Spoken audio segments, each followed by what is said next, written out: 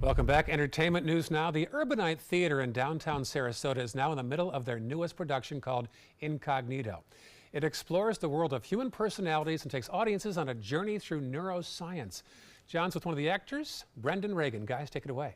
Yeah, thank you very much, Ray. I absolutely loved the show. Thank you. It's the first show of your new season, That's which correct. goes on during the summer. Yes, our 5th season. We start right now in June, and we run year-round. So we'll be playing all the way up until April of next year. There you go. So I would say when you come to the show, be prepared to be intellectually stimulated as well as emotionally stimulated. Yes. It's kind of like intellectual in the way, you know, like in Ionesco or a Sard or something like that. But it still has deep emotional content. Yeah, some people are calling Nick Payne the Tom Stoppard of this generation. Good. So a wordy playwright can talk about big ideas, but do it in a very simple way, and that's all through exploring relationships. Can you simply describe this show? I can try. Give it a shot. It's a play about 3 different storylines. 2 of them are based on real things that happened in history. One is the theft of Albert Einstein's brain. True story. Really happened. The man who was doing the autopsy on Albert Einstein's brain stole it, so we follow his life. And kept it under a beer cooler.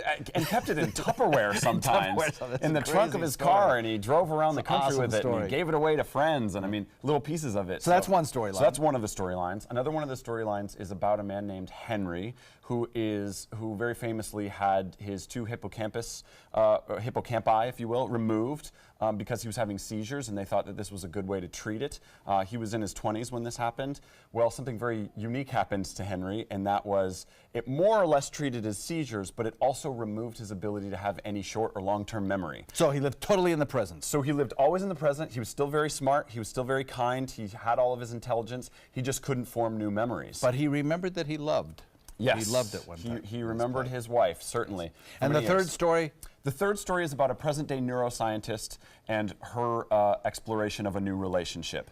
And that's the only one that's not based on a true story, but Nick Payne, the playwright, has woven it into these other 2. So all 3 stories are connected in some way, and that's the great surprise, is that you get to find out how those very different stories are all connected. And all of those 3 stories are acted, and I guess, what are there, 20-some roles? 40? There's 20 roles. 20 roles are acted by 4 people. 4 people, so we all play 4, 5, 6 parts each. It's incredible. And yeah, it's a lot of dialect work for us, because we're all playing people from all over the country and world. And I noticed you change postures and cadences and things, and so you always kept the characters very clear, and it was very easy for the audience to understand. Yeah, the director said something very early on, which I think was quite smart. He said, I want someone, even if we muted the performance and we turned the sound off, someone who couldn't hear anything would still know that there are different characters on stage. Good. So that's where a lot of the physicality is coming from. All 3 of those stories interact on stage at one time and kind of give you an, I guess, probe whether or not our reality is made up of just the tissue and electrical firings in our brain, or whether it's much, much more than that. Right. I think it's a really nice investigation of the brain, which can make